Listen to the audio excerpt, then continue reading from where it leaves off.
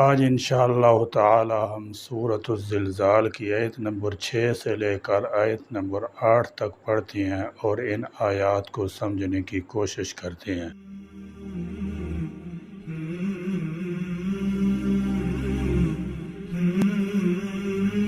اعوذ باللہ من الشیطان الرجیم، بسم اللہ الرحمن الرحیم۔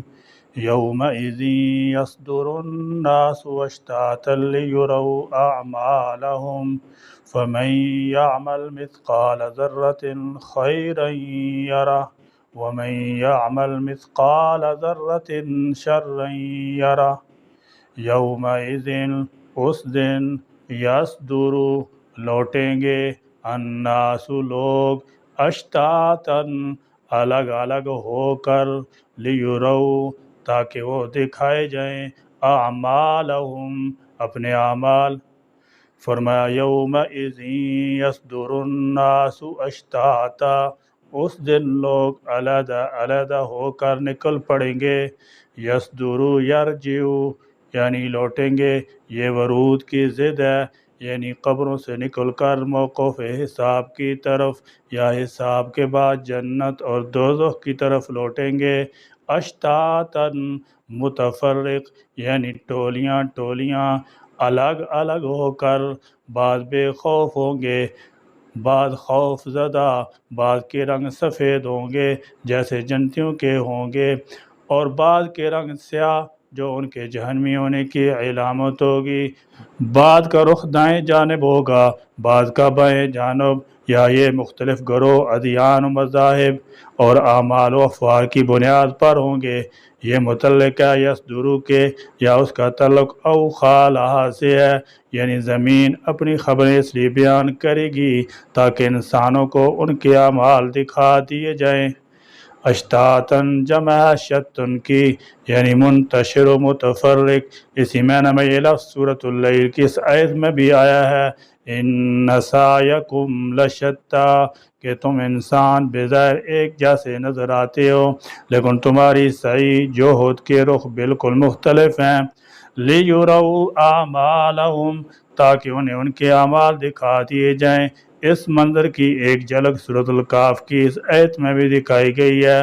وَوُضِعَ الْكِتَابُ فَتَرَى الْمُجْرِمِينَ مُشْفِقِينَ مِمَّا فِيهِ وَيَقُولُونَ يَا وَيْلَتَنَا مَا لِهَذَا الْكِتَابِ لَا يُغَادِرُ صَغِيرَةً وَلَا كَبِيرَةً إِلَّا أَحْصَاهَا وَوَجَدُوا مَا عَمِلُوا حَاضِرًا وَلَا يَظْلِمُ رَبُّكَ أَحَدًا۔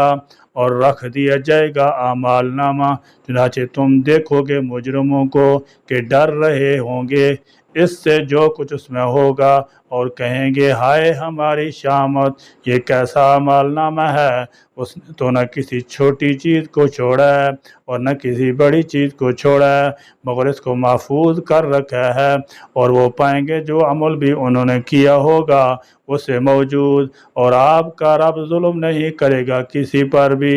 آج کے ماحول کو مد نظر رکھتے ہوئے اس آیت کا مفہوم یوں سمجھا جا سکتا ہے کہ اس دن ایک بہت بڑا کمپیوٹر سرمایہ نصب کر دیا جائے گا جس میں پوری نوع انسانی کے ایک ایک فرد کے اعمال سے متعلق تفصیلی ڈیٹا موجود ہوگا، جو نہیں کسی فرد کو حساب کے لیے پیش کیا جائے گا۔ اس کی پوری زندگی کی آڈیو ویڈیو فلم فوراً سکرین پر چلنا شروع ہو جائے گی۔ اس کے دو معنی ہو سکتے ہیں، ایک یہ کہ ان کو ان کے اعمال دکھا دیے جائیں، یعنی ہر ایک کو بتایا جائے کہ وہ دنیا میں کیا کر کے آیا ہے، دوسری یہ کہ ان کو ان کے اعمال کی جزا دکھائی جائے۔ اگرچہ یہ دوسرے معنی بھی لیروا اعمالہم کے لیے بھی کیے جا سکتے ہیں، لیکن اللہ تعالیٰ نے لیروا جزاء اعمالہم تاکہ ان کے اعمال کی جزا دکھائی جائے نہیں فرمایا، بلکہ لیروا اعمالہم تاکہ ان کے اعمال ان کو دکھائے جائیں فرمایا ہے۔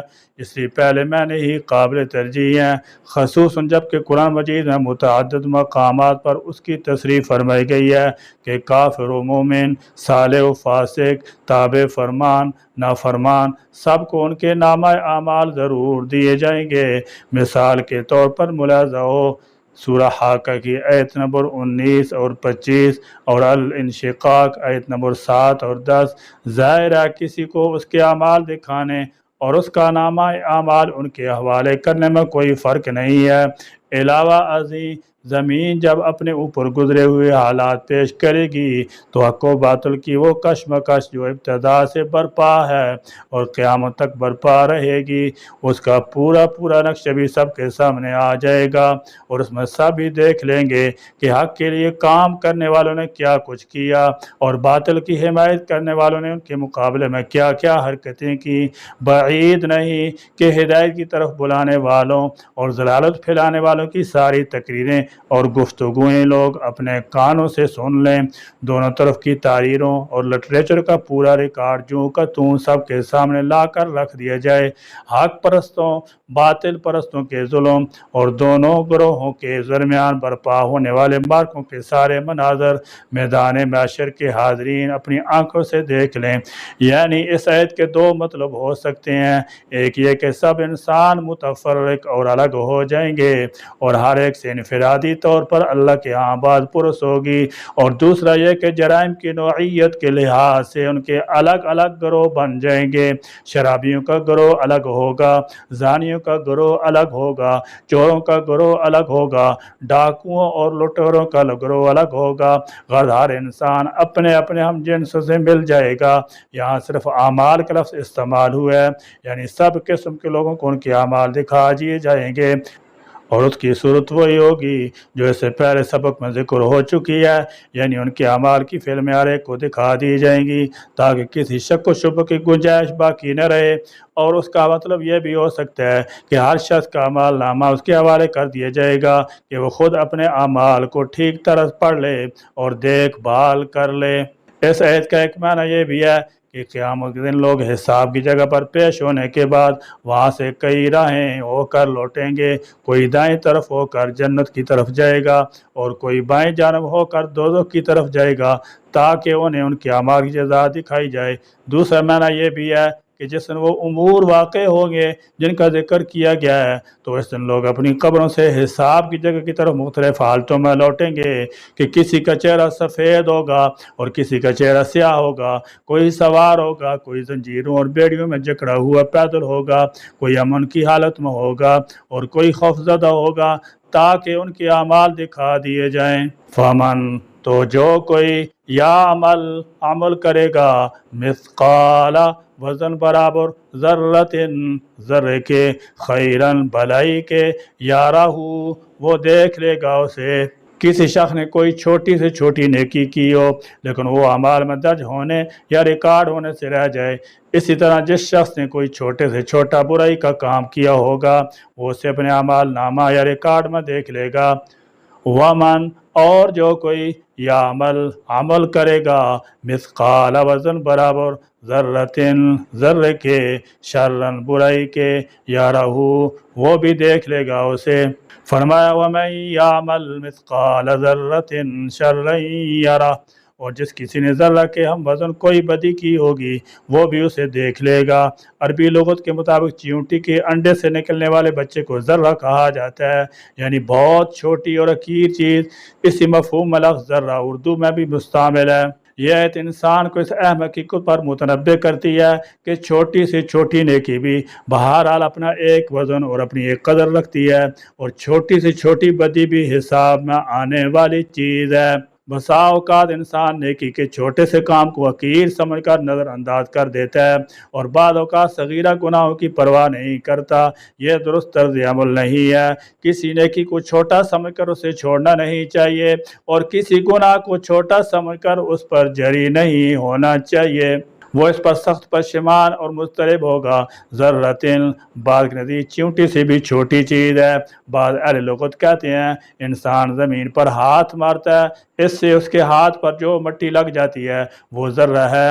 بعض کے نزدیک سوراخ سے آنے والی سورج کی شعاؤں میں گرد و غبار کے جو ذرات نظر آتے ہیں وہ ذرہ ہے، لیکن امام شوکانی رحمۃ اللہ تعالی علیہ نے پہلے معنی کو اولا کہا ہے۔ امام مقاتل کہتے ہیں کہ یہ صورت ان دو آدمیوں کے بیان میں نازل ہوئی ہے जिनमें से एक शख्स साइल को थोड़ा सा सदका देने में तामिल करता और दूसरा शख्स छोटा गुनाह करने में कोई खौफ महसूस न करता था।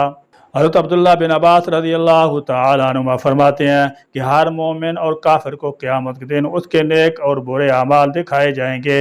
मोमिन को उसके नेकियां और बुराइयां दिखाकर अल्लाह ताला बुराइयां बख्श देगा और नेकियों पर सवाब अता फरमाएगा, और काफिर की नेकियां रद्द कर दी जाएंगी क्योंकि वो कुफ्र की वजह से ज़ाय हो चुकी होंगी, और बुराइयों पर उसको अजाब किया जाएगा।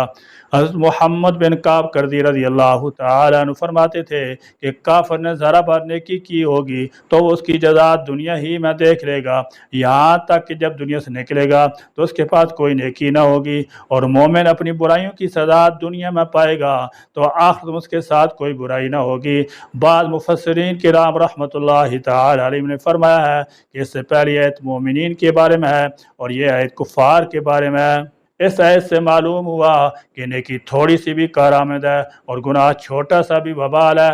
हज़रत अबू हुरैरा रज़ियल्लाहु तआला अन्हु से रिवायत है कि रसूलुल्लाह सल्लल्लाहु तआला अलैहि वसल्लम ने इरशाद फरमाया, बंदा कभी अल्लाह ताला की खुशनुदी की बात कहता है और उसकी तरफ तवज्जो भी नहीं करता, यानी बात बात इंसान के नज़दीक नहायत मामूली होती हैं, अल्लाह ताला उस बात की वजह से उसके बहुत से दर्जे बुलंद करता है, और कभी अल्लाह ताला की नाराज़गी की बात करता है और उसका ख्याल भी नहीं करता, इस बात की वजह से जहन्नम में गिरता है।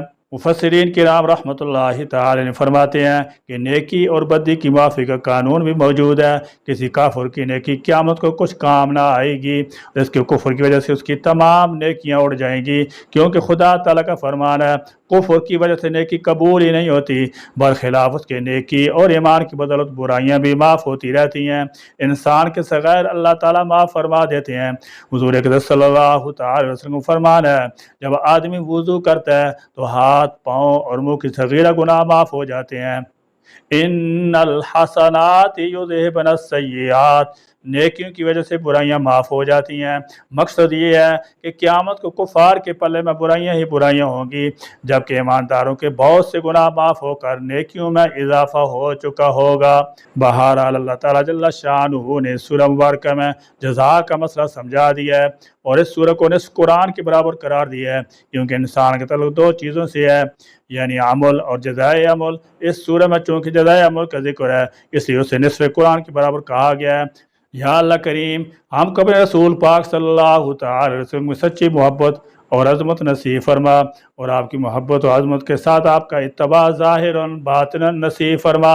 या अल्लाह करीम कल हिसाब के वक्त हमसे हिसाब न लेना, बिला हिसाब जिन बंदों को आप जन्नत में भेजेंगे हमें भी उन्हीं में शामिल फरमा कर उनके साथ कर देना। आमीन या रब्बल आलमीन। व आखिरु दावाना अनिल हम्दुलिल्लाहि रब्बिल आलमीन।